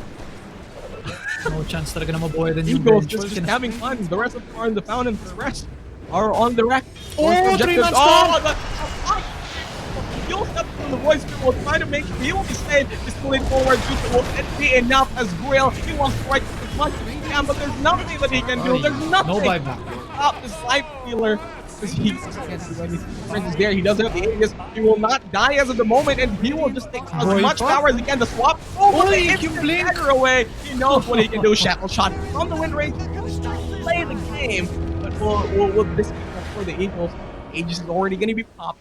There's nothing else. Yeah. Pretty much, sa totoo lang, overall, most likely GG na rin naman natang laro na to. Wait, they could turn it around. Shot lang na naman sila. No? Yes? Maybe? No, Hero will survive. No, He doesn't no. care. He doesn't have dreams. Gra- The Scattered Blast is grabe doing na. a lot of damage. Under attack. Grabe na rin na kasi yung sustain dito. Although, I mean, 4v4 situation, kaya nyo nga ba? May tier 4 damage na naman tayo. Oh, Dodge the yung crush. dodge. It will miss, but here we go again with the combo from the Snapfire and the triple with the Spitfire. Will get Team wipe. by boing, boing, boing all over. They get 3 Ito there. Tier 3 and 4 go down. Oh, GG. Yeah, so, well, Laos Auto Group Playbook Esports Eagles, of course, ang magiging winner nyo for game number 1. Maybe the Eagles, the god of Eagles, Assassin's Creed, thank you for listening. You gave them the will of their spirit. So, 10 I'm seconds just super remaining. happy right now. I'm a main Earth Spirit guy. So, Earth Spirit, do you think 5 seconds support remaining. mid lane, judging how Eagles play their game? Well, this time, no, kapag meron silang Earth Spirit, pwede sila mag-run ng aggressive. Sila yung pwede mag-control ng tempo. Of course, na-mention na natin yung Void Spirit kanina na pwedeng siya yung gumawa, but unfortunately, no, medyo nire-reverse nga lang. I think yung kung paano dun nag-draft, yung LPE dun sa game na yun, ang dami nilang ways para makapag-maneuver sa draft. Sa team fights, I think, meron silang yun nga, yung control ng Trend Protector, meron akong Stampede, which is makakatulong na naman sa positioning ng mga kakampi mo. Then naman yung Queen of Pain na pag na-slow na naman lahat ng kalaban, of course with the Stampede, pwedeng pumasok with the Sonic Wave. Not to mention the Snapfire din. So hindi naman nagkulang ng damage, hindi naman nagkulang ng control, I think overall for LPE, which made it, yeah, in hindsight actually, made it the better draft. Pero akala ko kasi yung sa BRE Pro, pwede sila maglaro na medyo mabilis-bilisan in terms of tempo. But unfortunately, hindi nga yun yung nangyari. But approach, there we go, clockwork, diba? Ganking hero, pwedeng kumuha ng mga plays, pwedeng maging makulit. Especially in lane, yung battery assault itself, super annoying. Alam mo yun, magmamatch ka ng other support. Yeah, like, of course, you're gonna be a position 4 clockwork. I'm assuming this will be a position 4 clockwork. Of course, you know, the position 5 of the other team will be on the outskirts of the lane and will be solo. You could easily pop in the battery assault, try to harass as much as you can. One of the best benefits of playing like a clockwork in the lane. Yeah, for sure. I think mahuli mo nga lang yung SD sa lane, 'di ba? Ma-battery assault mo, andun na kaagad bigla yung cogs, 'di ba? Yeah, makakatulong at least yung lubog. Medyo maganda naman yung ganun. But expect na lang siguro natin yung LPE na gagawa ng maraming force staff, which is isa sa mga counter talaga ng clockwork. Kasi mapalabas mo isa sa mga kampi mo or sarili mo sa labas ng cogs. Malaking tulong na yan. Alright, bans. Tiny ban. Why can this guy be picked? Magnus 2, side of Eagles, the Winter Ranger, and the Timber Saw. BRE Pro. Just go for a lich. Oh, easy combo with the clockwork. If you do land a lot of people inside your cogs, sure. Go for the ult. Maybe this will be enough. I'm assuming offlane clockwork, position 4 or 5 Grimstroke. Alam mo yun? Kaya ba? 5 seconds remaining. Well, for now, I think para sa akin yung clockwork and yung lich, most likely ito na yung support duo mo. Sa totoo lang. Yung sa LPE yung medyo hindi pa sure kasi Earth Spirit yun nga in recent times nararan na siya sa mid, di ba? Shadow Demon, pwede siyang 4, pwede siyang 5. So I think for now, flexibility wise, medyo mas maganda na ng onti yung sa LPE. Kasi yung sa BRE Pro, kumbaga kita mo na kaagad yung dalawang support. Maybe clockwork i-run siya as an offlane, just maybe, although most likely hindi. So usually kasi kapag makita mo yung yung support duo mo nung sa kalaban, medyo mas madali na mag-draft kasi medyo alam mo na kung ano yung i-expect mo sa in terms of pressure, diba? Yun naman yung ginagawa ng mga support sa lane, pressure. Kung kaya ba nila makapag-harass, kaya ba nila makapag-pull na maayos, kaya ba nila mag-drag na maayos ng mga creeps kung talagang kailangan. But looking at the drafts naman this time, for the bans naman this time, for LPE, tinanggal na yung Spectre. So, if you're not gonna play it, might as well ban mo na lang. Venomancer, medyo nakakapuisit din sa lane. Sa kabila naman for BRE Pro, tinanggal nila Sven tsaka Batrider. Okay. Hindi ko mag-get si Batrider. Is Batrider that currently sobrang into the meta? He's getting banned. Game 1 he was banned, Game 2 is banned too. Is it because ayaw lang nilang laruin yung Batrider or ayaw nilang against the Batrider or is Batrider just into the meta? Yung Batrider sa totoo lang, never siyang in or out of the meta. Parati siyang present, alam mo yun, nakakaano lang. So, I mean, ang dami niya kasi napoprovide. Laning-wise, medyo malakas, di ba? And if you do pick a bat, sabihin natin may pick ng LPE ng bat, mag-iiba tuloy kung paano ka maglalaro. Mag-iiba tuloy kung paano ka mag-approach ng lanes mo. Diba? Sabihin natin, okay, nakalusot nga yung bat dito, tapos nag-pick ka ng Faceless Void. Yung Faceless Void tuloy, meron siyang time walk, pero parating defensive yung time walk most likely. True. And I think yung I think for Batrider, solid na naman siyang ban para sa akin. Kahit nga first phase ban, okay lang para sa akin. Dahil lang talaga sa kung ano yung nakapaprovide niya farming-wise, kahit sabihin natin losing siya sa lane, diba? Medyo mahirap yung lane matchup niya. Pwede naman siya mag-stack ng jungle. Pwede naman mag-cut ng creep waves, mag-drag lang ng creep waves. So, kumbaga, never nawawalan ng ginagawa ng Batrider. I think isa sa mga pinaka-the best din na single target na lockdown din yung Batrider. So, sabihin natin, yun nga, may Faceless Void, diba? Laso mo lang yung Faceless Void, drag mo papunta sa kakampi mo, maburstan mo kaagad -1. Diba? Sobrang ganda eh. Ang dami na pa-provide talaga ng Batrider para sa akin. Alright, so there we go. Bans the Drow Ranger 2. Wala na yung Tide Hunter combo. Tide Hunter, Faceless Void, sure. Pero the thing that I'm getting too much from BRE Pro's draft right now is they're pretty much cooldown reliant, especially with the ult from the Lich, Faceless Void. So, there we go. Instant counter to the Faceless Void. There's a Beastmaster. Pag nag-chrono, roar mo lang, kahit may BKB yan, magpa-pierce through pa rin. Wala nga damage, pero the job's done. 10 seconds remaining. Yeah, actually yun din. And isa din yung medyo mas nakakatakot para sa akin. Actually yung tempo or yung kayang laruin na pace ng LPE dito pwedeng sobrang bilis. Meron kang Earth Spirit na pwede mag-mid, napakaaga iikot niyan. Beastmaster na basta makakuha ng levels, diba? Meron siyang third skill na yung aura niya, makatulong in terms of right click, pwede kang bumuo na medyo maaga na Necronomicon. Yeah, yung Zoom meta medyo patay na nga. But ano pa rin yung tempo na pwede mong laruin. Yeah. So I think for LPE, lalo kasi since nakita na yung Faceless Void, which is mabagal pa mag-online, pwede maglaro na medyo mabilis-bilisan dito yung LPE. Earth Spirit pa. Yun. The best thing about Earth Spirit is, although on the early phase super high, hindi mo masyado mataas yung cooldown, pero nag-work pa rin. You could go aggressive as you can. Sobrang bilis mapuntahan yung backlanes or super easy delete. May silence ka pa. And BRE Pro opens with the Pangolier. Mid laner, Pangolier? Actually, pwedeng no? mid, pwedeng offlane. Actually, para sa akin, medyo mas inclined ako sabihin na mas offlane ata yung Pangolier 5 dito. seconds remaining. Dahil lang sa factor na yung Pero may clockwork beast- kasi kaya niyang iwan kasi yung Pangolier. Usually kasi kung kukuha ka ng ganker na position 4 men, kukuha ka ng offlaner na at least kahit paano kayang makapag-sustain ng sarili. Kaya niya mag-lane mag-isa. Diba? And I think Beastmaster or Pangolier, ito yung mga heroes na pwede mag-lane mag-isa. Could stay there. So I Tsaka may think escape. offlane Pangolier. Yeah, yun din, di ba? May escape ka, may way ka para makapag-secure ng mga range creeps kung gusto mo. Basta kailangan mo na lang ingatan syempre yung paggamit mo ng swashbuckle. Marami na akong beses na nakikita ng Pangolier na magkakomit ng swashbuckle tapos bigla na namamatay kasi nga, ay, wala na sila. Wala na rin, no, diba? Chaos Knight. Chaos Wow. Knight. Okay. Okay. So ito na nga. Huh. Easily, your position 1 Chaos Knight, I big think so. damage, maraming illusions, could easily take, not easily take objectives, pero the option is there, especially if maka-itemize siya ng properly. 10 seconds remaining. He'll be there. I think okay din yung factor na kung may makita kang faces void sa kabila, no? Usually, dalawa yung medyo nasa isip mo eh. Kaya ko bang ma-outpace yung faces void? Kaya ko bang laruin yung mapa na mas mabilis? Kasi faces void mabagal Yeah. mag-up yan eh. I mean, mag-online. So yung Chaos Knight, in a way, yeah, medyo mas level dependent I think yung Chaos Knight. Of course, kailangan mo pa rin ng items, pero mas kaya niya pumalag ng medyo mas maaga eh. And I think yung Considering factor lang na lifesteal. talaga na makunat, diba? Yung makunat din kasi yung Chaos Knight. So kahit makrono to, pwedeng hindi siya mamatay sa loob ng krono eh. Tamang armlet lang, no? You see the void, pop in armlet, try to survive.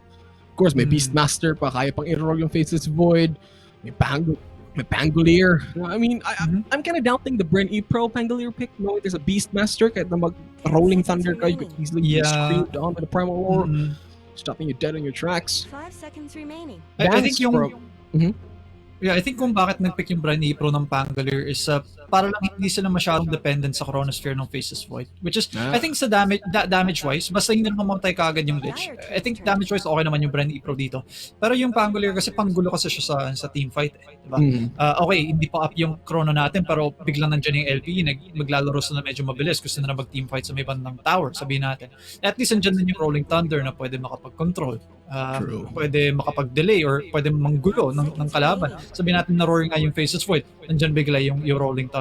So I think okay lang din naman, but yun nga, medyo malambot maybe yung mga heroes dito ng BRE Pro and yeah, I mean gets ko rin naman kung bakit medyo na-question mo yung Pangolier pick ng onte, but gets ko rin kung bakit siya pinik. What's there? Pangolier, Vladimir's build? Recta Vladimir's or mag-Mjolnir muna? I mean, mag-Maelstrom. Depende. I think pwede rin siyang, pwede mag-Bloods. I think okay lang din na Guardian Greaves or maybe even Crimson Guard. Gusto mo kasi yung Crimson Guard lalo sa mga summon na heroes tulad ng Beastmaster. I think okay din siya versus sa mga illusions din ng Chaos Knight. So maybe mabilis ang Crimson or maybe maagang Bloods. Pwede naman, I think. Although depende rin sa mid-hero ng BRE Pro. Yun na lang yung kulang nila eh. So kung medyo ma-right-click yung mid-laner ng BRE Pro, I think sulit yung Bloods. But kung medyo malambot siya na spellcaster, which is yun nga yung mga binaban dito ng LPE like Zeus and Snapfire, baka lang ma-force na mag-Crimson kaagad yung Pangolier maybe. Although yung Maelstrom not too bad. Pang-clear din ng mga units dito ng Beastmaster. So not too bad overall. Radiant team's turn to Right, so pick over here, Mirana. Okay. Yeah, mid ata na Earth Spirit to, I think. Position 4, Mirana, tama? What you're Feeling thinking. ko lang. Okay. Although, It could yun go din either kasi yung way. problema, di ba? Kapag magpipick ka kasi ng Earth Spirit, pwede kasing multiple roles eh. Yun yung problema. So BRE Pro, kailangan na mag-draft in mind na pwede pa rin mag-mid na Mirana, but most likely Earth Spirit yung mag-mid. Kasi yun nga yung mas uso in recent times eh. Mga heroes siguro na hinahanap natin dito. Ano ba? Or E-Pro, brand E-Pro could go for a mid-Pangolier. Feeling ko lang rin mid-Pangolier, go for an offlane that's a lot more durable siguro. So I think Pangolier could match an Earth Spirit in lane. Yeah, actually frontliner nga eh. Kaya DK, Okay. Queen of Pain, so offlane pa rin ata na Pangolier to, kung di ako nagkakamali. Yeah. All right, Uh, Cat there instantly picks the Lich. Gores will be your position 5. Ligaya, position 4 a while ago, will be the Clockwork this time. Jill or Gil? I gotta ask her how to pronounce her name. I'll just call it Gil for now. Gil faces Void. Prince. Of course, Jaina. Pain. mid laner nga na, and a Queen of Pain. So, So, Nathan, with the drafts going on, you've been talking about how reliant this BRE Pro lineup is with the Faceless Void, Eagles, with Earth Spirit. Sai will go for mid. Which do you think Yeah. among this draft will win? Since we kind of got a glimpse of how these players play, this team play, which 10 seconds here remaining. overall with the draft and the gameplay do you think is going to take on this game number 2?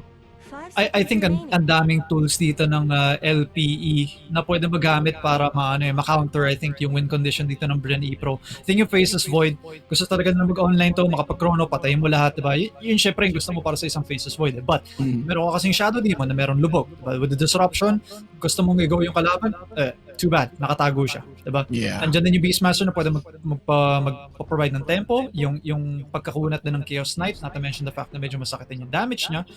I think magiging unkillable, maybe yung Chaos Knight eventually. Yung pag-ikot kagad syempre neto ni CY on the or Sai on the Earth Spirit, nakadepende sa kanya I think tong laro na to. Although not so much yung pressure, not unlike dito sa BRE Pro na magkaroon na naman ng magandang laning stage sana para sa kanila, kasi hindi talaga nila magandang laning stage para gumana tong lineup na pala. Kung hindi, I think not how sure kung kaya. BRE Pro plays, I think they're pretty much reliant on how their lanes will go before they can snowball. Yun nga eh. And I think maybe yung Faces Void, since nakita nila yung kalaban, most probably maglalaro to na medyo early-oriented na itemization, maybe like a Mask of Madness, maybe even medyo maaga na BKB para sa Faces Void natin. But I think overall, taking into account din yung mga tools na pwede magamit, I think LPE most likely game number 2 dito. Not sure kung paano nga magwawala yung Faces Void, not unless magkaroon ng sobrang gandang early yung Faces Void. All right, so here we go. BRE Pro versus the Eagles. There will be a minor pause as of the moment, but we've already seen how they play from game number 1. Like how we are trying to devise it. BRE Pro over here, kind of reliant on the laning stage, while with the Eagles over here, they just want to punch their way into victory. So, Nathan, predictions for this match? I think solid din kasi yung laning stage dito ng LPE. I really feel like medyo malakas talaga yung lanes nila, which means na BRE Pro in game number 1 na medyo nagsuffer na nga ng onte. Baka lang. I mean, don't get me wrong, may lich na naman sila, diba? Yeah. Nag-draft na naman yung BRE Pro in mind para pinag-isipan na naman nila yung lanes nila, I think overall. But taking into account lang talaga yung mga heroes, I mean, sabihin natin, I didn't even talk about the Mirana. Diba? Kapag itong Mirana to, maging maganda nga yung mga rotations na ito, pwede nga mawasak din actually. Sabihin natin maganda yung setup dito sa Queen of Pain. Pwede na mapatay ito eh. I think they have enough damage to be able to take her out in sa mid lane. Alright, instant smoke from Bren. So we'll be calling the roll call. Haina with the Queen of Pain, Hizelia with the Pangolier, Cat, position 5, Lich, Joe will be there with the position 1, Faceless Void, and Ligaya will be the position 4, Clockwork. Yeah, dito naman sa side ng LPE, of course, the Eagles. Atong si Prince will be playing the Chaos Knight TMV on the Shadow Demon. CY naman sa kanyang mid lane na Earth Spirit. Hero naman sa kanyang Mirana. And of course, we have, last but not the least, si Rupido sa kanyang Beastmaster offlane. Rupido, game 1, Centaur was pretty strong. Yung mga stump niya lands perfectly. Lands 2 people, double edge, super clutch. Is going well for this. Hopefully in his Beastmaster gameplay, we'll see a lot of action coming in from this Beastmaster. So again, laning phases are here. As at the moment, 2 supports are backing up this Beastmaster, maybe trying to secure the rune. Of course, the combo is there with the Shadow Demon, with the disruption into the arrow, primary, elementary kind of combos that try and pull off for Bren. I think actually isang gusto ko lang i-highlight dito. Most likely this time, mas magiging active yung mga 4. Mirana loves to go around arrowing people. Clockwork, medyo same din, mamalakdaw mo yung kalaban. Medyo maganda.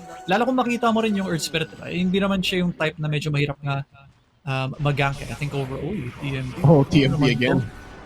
Same play from the last one. Pero not that much damage. Hindi katulad yung sa Trend Protector wherein, the right-click potential and the vines were there. We're trying to set it up. Yeah. Okay, so here we go. Okay. TMV will TP into the top lane together with Prince. Middle lane, however, this will be a matchup of Queen of Pain versus the Earth Spirit. It's the demons versus the Earth this time. And at the bottom lane, we do have the Lich and the Faceless Void facing up with Beastmaster and the Marauder combo. So here we go. Checking out all three lanes. Will there be another action going into the bottom lane as Eagles? This Mirana is just trying to right-click as much as he can into this squishy little Lich. Medyo nakakainis nga yun. Medyo long range pa naman din kung paano pumalo doon ng isang Narana at mid lane. Oh, level 2 na nga si Force Valkyrie. He natin si goes Wai. in Oh, for the okay. roll. He does get Jaina. Jaina will instantly go for the region. Sai showing his aggression early on, like what he did in game 1. He's trying to prove that, hey, I'm the mid laner. Ako yung malakas dito. Sige, suntukan. Is what Yeah, this but guy on paper, I think eventually pwede naman mag-pull ahead yung Queen of Pain dito. Of course, kaya niyang ma-harass, right? Yung Earth Spirit. Ito na nga yung Shouldn't be sinasabi too mo, skewed. Nathan, yung battery assault, taking down a lot in the lane, trying to get those resources as much depleted as you can. That's your job as a clockwork. Zoning out these heroes from Eagles. Ligaya is doing pretty well. Again, ang gusto ko lang makita dito for BRE Pro, maybe mas stabilize lang yung laning stage, no? Not lose too much, not die too much, or maybe makapaganda lang, sabihin nating makapag-last it na naman maayos, di ba? Ma-deny na naman maayos. I think overall, BRE Pro shouldn't have a problem this time. Medyo lane-oriented naman yung mga heroes nila. Not to mention the fact na itong clockwork pwede naman gulo. Alright. Oh, Ooh, Jaina. Jaina. Going pretty low. What is it, Jaina or Jaina? I'll just call you Jaina. Okay, cool. Pops in the south.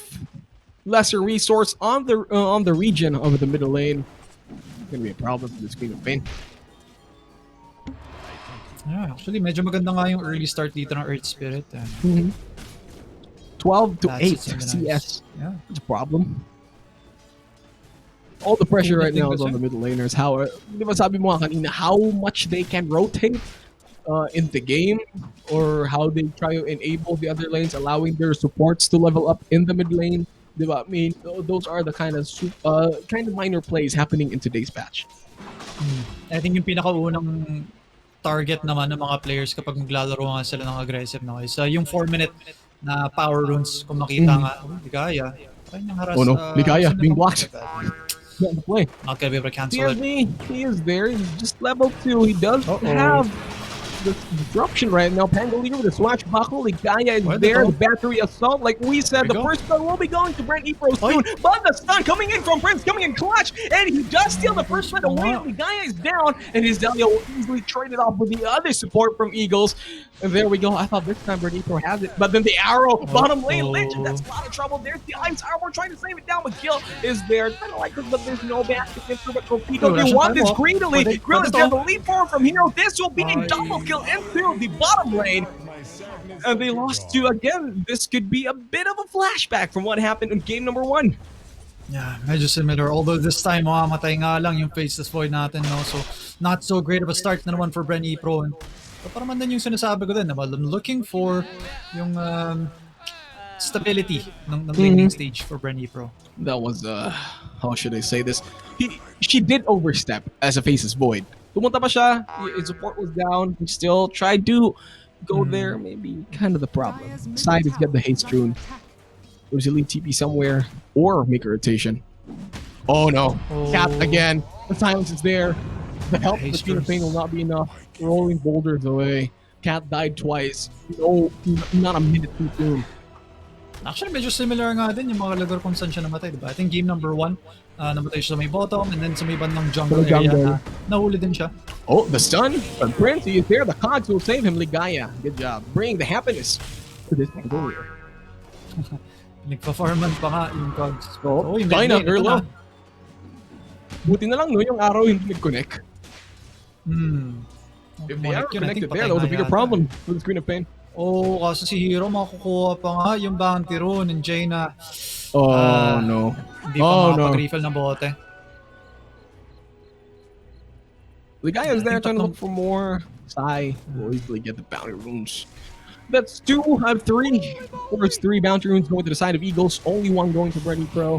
Oh, here we go, TMV. Instantly with the catch. The arrow is there. Blocked out by Ligaya. Ligaya brings in the happiness again, but here comes the pull from Prince. The cards are there too, but it will not be enough as he trades his life for his very, very own core. And Cat, again, you're going to be got down, bring down. There's two people on Eagle, and Krill is there. Doesn't have available. And Torpedo is level 5. No Roar as of the moment. And Psy, still level 5 and already in with the rotations.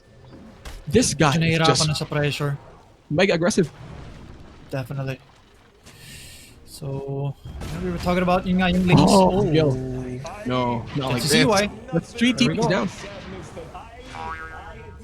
Force pa nga. So, magtitipi si Jaina sa may bandang bot, but she's not gonna be able to get anything from it. And maganda rin yung rotation na ginawa dito ng LPE, di ba? Itong si CY, sabi niya, okay, confident na ako pala umikot. Ang gagawin pa nila, lalagay na lang yung support sa mid para wala na sa sign experience. And right now, wala nag-lane sa mid for BRE Pros as of right now. Ang tawag dito, the way they spread their farm and their experience is well done on the side of Eagles. So meaning when level 10 comes in, yung Tome, kasi level 6 na yung mga supports nila, they could easily give it to the core. Like they could give it to the mid lane, to the carry. So mas mabilis yung spike nila when it comes to the power side. Oh, the arrow, the combination is there. Here comes the full from Prince, and this Clockwork Ligaya will be sad as it now. And Azalea is going to be surrounded by 3 people, but they will not try to contest his Pangolier. Yeah. Well, 1-8. Medyo masasabi nga natin na konting disastrous nga, no? But Look at the nahuli damage. nga na naman. Cap. Time dilation from Gil nice is bash, there, but but it's going to bring down Cap over there. The dogs are there to bring out the final blow. Gil's still level 5, not level 6. There will be no chrono, and the roar is there. Rapido, is he going to get this famous point? The time was away. The animation was just too slow. Ice Frog, please. Yeah, tapos that nakamaydos kinda hurt. pa itong si Prince, eh, no? So kung early pa lang, medyo maganda na kayo nangyari dito for LPE. What more kapag mamaya pa sa mid-game? Onwards. All right, the courier was a bit of a trade-off. Better than nothing. Izelia trying to chase after Prince. TFB is there. No Mirana at the moment. They do know na yung Mirana is nasa mid. So, they're kind of confident. Siguro. Not sure. Not even level 6 yet. But soon will be. Medyo nahihirapan na nga, no? Yung BRE Pro na sumabay sa pressure nga na nangyayari throughout the map. Bottom, mid. Yung top lang din siguro yung pinaka-stable. Although, itong si Ligaya nga din namatay. May midas na nga yung Chaos Knight. Top, Illusion. Oh, there's the roll forward. Just getting the runes. All right, 110 is the score. 8 minutes into the game. Still in favor of the Eagles, but the arrow will land into the ledge. The roll forward from the air perfectly. Boulder smashes him away. Not even using stones, using the body. Naka-arkin rin pa nga din yun, pero masasabi nga din natin na 104, 301. Yung mga heroes dito ng LPE, medyo nagta-take off na. Medyo nakapag-control na talaga. Ito na naman, tempo. Very important word, very key word pagdating sa Dota, especially sa ating gantong... Sai is there. The arrow will not correctly miss this time, but here comes the illusion run from Sai. He does have rolls available in 2 seconds. He does go for the shoulder smash. The Sonic Wave is there. Haina still kinda, holding back to there, but the stone is there. Sai rolls in forward, goes in for the boulder smash instantly. Cat, of course, will try to suck this little spirit down, but the ulti is there. He does have the chrono available, but not opt to go for it. And they do get a trade-off, mid for mid. Actually, medyo masyado na malalim na nga rin nata yun. And marami ka pa naman din tuloy na bigay ng experience and gold. Patungo nga sa way dito ng Faceless Void. Oh, see? Gold. Nice, fine. At yung parang gawin dito ni Jill is just commit chrono almost every single time. If makita silang support na that's kinda stepping too far away, just try to secure as much kills as you can because you lost your farm on the creeps. Why not farm heroes if you can? Yep, true. If kaya ba. Kaso, yun nga lang din, medyo kailangan mo din pag-ingatan ng onte yung paggamit mo. Kasi, meron ko namang pa-angular, no, na pwede makapag-setup din ng mga team fights. But, dapat kasi Jill is there. There is a roar available. He does commit it instantly. The arrow will be perfectly into the void. Here comes Gal, of course, trying to suck this little Beastmaster down, but it's not enough. And Sai will be there. The rest of the Eagles will be soaring high and gets 2 people instantly and away. And of course, the bounty runes. Bottom will surely go to the Eagles. Gusto ko lang pala i-point out, no, itong si CY, grabe yung control niya over the runes. Queen of Pain usually, kapag mag-pick ka ng ganyang hero, usually mas may control ka over the runes. Pero this time, no, yung pag-ikot din kasi neta ni Mirana, medyo nahirapan lang itong si Jaina. Of course, with not the greatest start in the world para sa isang Queen of Pain. Nakakapag-take up na talaga itong si CY. Not to mention the fact na itong si Prince hindi pa nagpapakita sa mga team fights. Same thing that happened like game 1. His Spectre, it's the same rotation.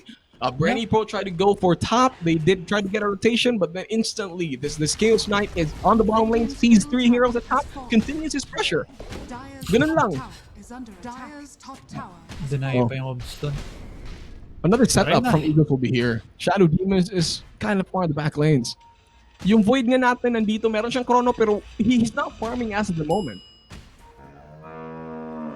LPE. Well, naglalaro sila ng aggressive. Ito na naman, nakokontrol na naman yung jungle. Pero mukhang ito na.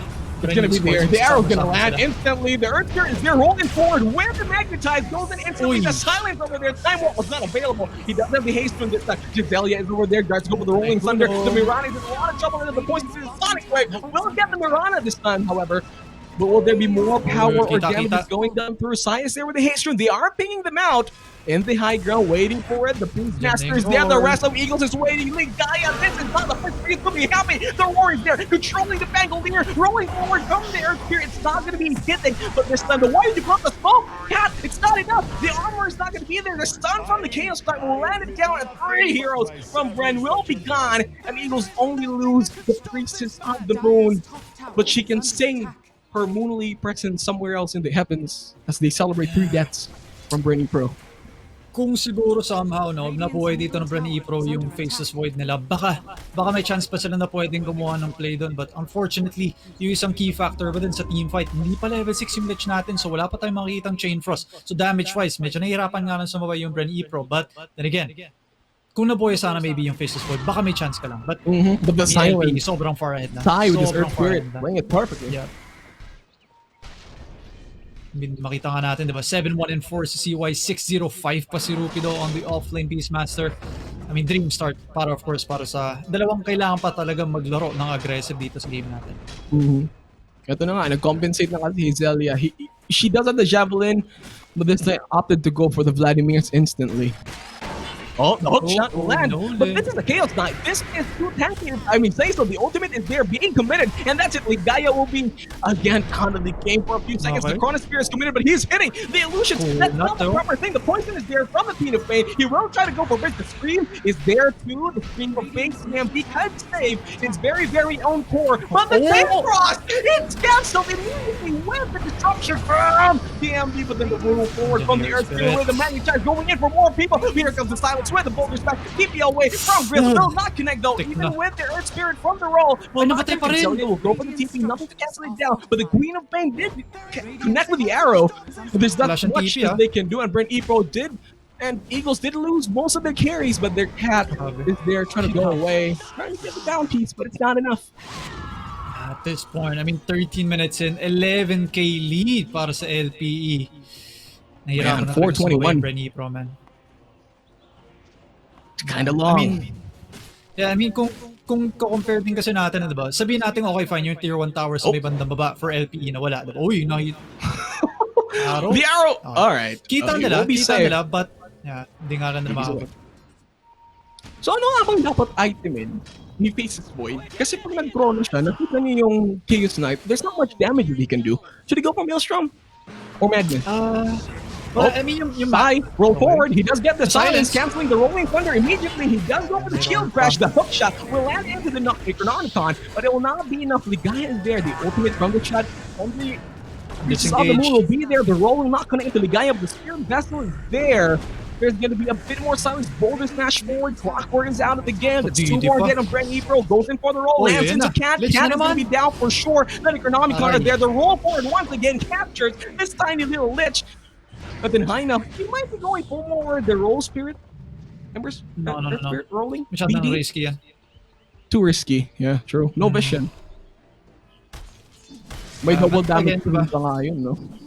nasa map control na naman. Okay, better. BRE Pro nakuha naman nila yung tier 1 towers may ibang top na medyo maaga, no? Or mas maaga kaysa sa game number 1. Pero andun pa rin talaga yung factor. Andun pa rin talaga yung factor na overall LPE, no? Control na yung mapa. You gave too much away in the laning stage na naman. Nahihirapan talaga sumabay. I mean, lose the laning stage, most likely, mahihirapan talaga sumabay sa mid game yung natalo sa laning stage.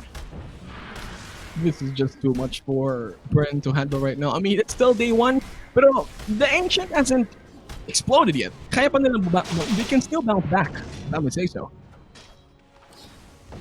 I mean, may chance, but syempre yung chance naman na yun lumilit habang tumatagal yung laro na ganito pa yung nakikita natin no, for LPE. Kasi aabot naman sa point China. na Oh.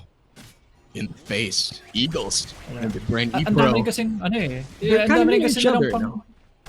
ang dami kasi nilang pang setup, eh, di ba? May disruption lang. Most likely, andyan nakasunod na kagad yung arrow, o kaya andyan na kagad yung gulong neto ni CY on the ano, on the Earth Spirit, di ba? Kaya, napa-ulti na dito si Prince, ha? Oh my. The early vessel from this Earth Spirit is just too much. The DPS is too much for Bren Pro to handle. I mean, this time, however, meron na nga nangyaring mabuti para sa kanang Faceless Void. She is farming on the top lane. That's as much as she can do as of now. For now, I mean, hope for the best, di ba? Yun naman talaga yung magiging game plan mo na lang at this point. Medyo similar na naman sa game number 1, but at least this time, mas may Chaos Knight is there, the amplification from the Beastmaster. It's gonna be easy. Actually, yung hindi ko pa nga napapoint out dito is yung map control in terms of vision. Diba? For LP, meron ka nga wards, meron ka pa mga hawk na pwedeng maibigay, diba? May bato sa kung saan-saan. So, may smoke up na naman dito from BRE Pro. I like that. But, too late nga lang ata yung pagbasa nila dito. Plus, the fact na wala pang Faceless Void. Well, ito na. China jumping forward. Here comes the roll. Magnetized onto Ligaya. Ligaya's gonna be in a lot of trouble right now. He does pop in the cog, but will that be enough? Here comes his Zelia with the shield Ay, crash. dito mamaya Go for more. Boulder Smash is there, trying to pop in as much rods as he can. The Earth Spirit is doing a lot. The Thing Boss is there. Oy, He's going for more. ang Earth lalim. Spirit is trying to be as consistent as he can. The hook shot from Nice Ligaya will hook bring shot. up the Earth Spirit, hopefully, but it's not. They're over there from side. Still going to be more than enough for him to live, and that's 3 down the side of Brent Pro. They did not finish the road, however, and Jill will be stolen killed by Rapido, and here comes the stun. The roll forward from the Earth Spirit. That's a complete team wipe. And Brent Pro looks like 17 minutes in. 18K lead for Eagles. Looking kind of hard for them. That's just about 1k lead per minute, di ba? Para sa LP at this point. But, I mean, kung siguro yung Faceless Void nagpunta doon, no? I mean, YOLO play na rin naman eh. You know you're far behind. Tatry mo na lang bumawi in any way possible. And, kumbaga, ibabato mo na lang lahat ng itlog mo sa isang, in one basket, but to put it in English. Kaya, well, LP, I think no rush din para sa kanila. Pwede naman nila balikan yung rush kung gusto nila. But, Sobrang low na rin ni Rush. Oh, Alright, ito na. ZZZ is there. Kaso- Jill pops in the Chronosphere. Walang damage. Zelia with the swatch battle instantly. Okay. Sonic Wave is there too. Rupido does get it to the Yums over Heina. But is it going to be enough? Okay. Rupido is pretty Okay. low by now. Here comes the stock coming in from Cat. This is going to be a lot of problems for Beastmaster, and that's 2 down on the side of Eagles. Just the tower. Lands in a 4 and a support. Take it or leave it. yan na. Yan na yung mga drawing, sabi nila, tara, push na natin to. At least, may onting oras pa tayo na gumawa ng kahit ano sa mapa, no? Nagpipig sila ng Roshan, nagpipig sila ng tier 1 tower. Makita na lang na bawas to, but kaya Can't nga ba finish ito Roshan, though. Before? Oh, Maelstrom, there's okay. Madness. Kahit dito ng Faceless Void Maelstrom, Sa bagay, a bit more damage. So, BKB, feeling ko, kailangan pa rin. Uy, yun yung ginagawa ng Pinoy. Ayaw mag-contest ng Eagles net, no? Alright, Jill is there. Times walks away. Okay. Prince, Yeah, actually, the sobrang- rest TMB side, rolling it Uh-oh. forward. Here comes the roll from the Earth Spirit. He does see his area with the silence into the ball Aray smash ko and the po. pull from Prince. Roll again forward. They see Ligaya this time. Ligaya, what are you doing Hello. here? He pops in the cogs. The vessel is there. The soul catcher to bring down his health. And of course, Sai just goes for the blast. This Chaos Knight and takes the kill. They're playing along. Okay. I mean, by the time naman na Oy, yun lang. Oh Bitch no, natin the make is there nahuli. again. The pull from Prince. Word lang eh. Too much damage. Yeah, sakit. Well, yun nga, akala ko kasi makapag-set up pa ng defense dito yung BRE Pro eh. But unfortunately, may mga na-pick off na rin na. And yeah, for the Faces Void, alam niyo rin na kasi. Medyo similar na naman sa game number 1, na ba yung life stealer niya. Kahit bumalik ako, wala din akong magagawa guys. Wala din naman akong Chronosphere eh. Yeah, that's true. No Chronosphere, not that much items. Meron ng Aegis, but it's not enough. The Scepter is there again, waiting for the arrow. The hook shot will stop as Mirana dead in his tracks, leaps away. The shield crack is there from Azalea. Pops into Moonlight before his timely demise. There we go. Could be a reset for the Eagles. BRE Pro, they're on the high ground. They're paying as much as they can. They want to see this Ligaya. He does not have hook shot available now. Okay, BRE so Pro. BRE Pro mga. Oh, they're sticking around. Azalea hello. does get a swashbuckle onto TMP. Ligaya with a rocket flare Eagles. TMP is there, very, very stubborn as he can. Swashbuckles again, but will not land the Shadow Demon. Blink forward from China. He goes there with the disruption. Oh, it's just TMP alone. The shield crash, she was not able to get out. Ay, may blink dagger, yaman. Ah, damn. TMV. Hindi mo na ata pwede. Playing along. Oh, the juke. He gets it. The rocket flare will spot the Shadow Demon. This could be his untimely demise right now. The Swashbuckle is there, playing as much time as he can with the disruption, but the arrow will connect to the point of pain. Is there any follow-up this time? They're picking it up. The blink forward from the Mirana. Rapido is there with the shout. He screams out, get out of the half of the map, and you're out of here. The pull. Azalea is there. The stun from Prince. They want to get for more, and that's 2 down the side of BRE Pro.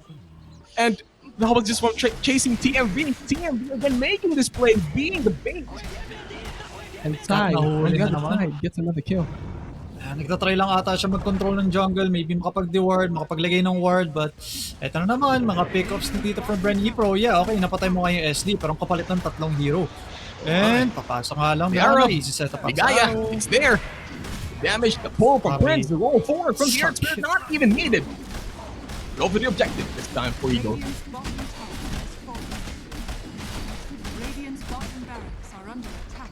Yeah, para sa akin, not much to say sa totoo lang. I think LPE once again, nakakontrol na naman nila yung laro na medyo maganda. And BRE Pro.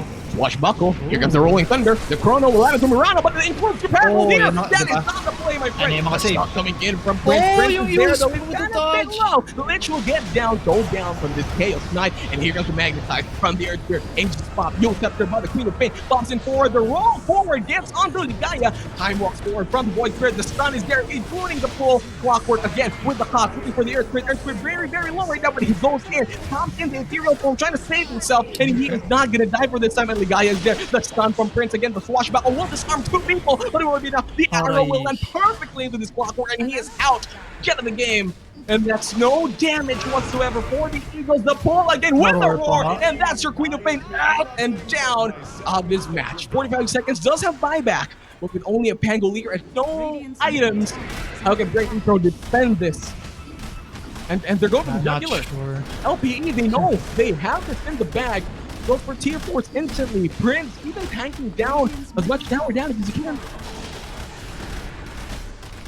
Tingnan mo nga po, yung dalawang support, andyan lang yung sa fountain. Nothing going in. Here comes the roll forward from again. The Yule Scepter from the Queen of Pain. Will he be able to survive this dagger forward away from the Mirana? The arrow will collect into the Void Spirit. Will really be enough. Azalea right there with the Rolling Thunder, trying to land as much damage as he can. Right clicks over for the silence from the Earth Spirit. Rolls forward, and that's him dead and gone. And they call it GG. And BRE Pro loses match number 2. And there you have it, your victors. Loss, Auto Group Playbook Esports, the Eagles.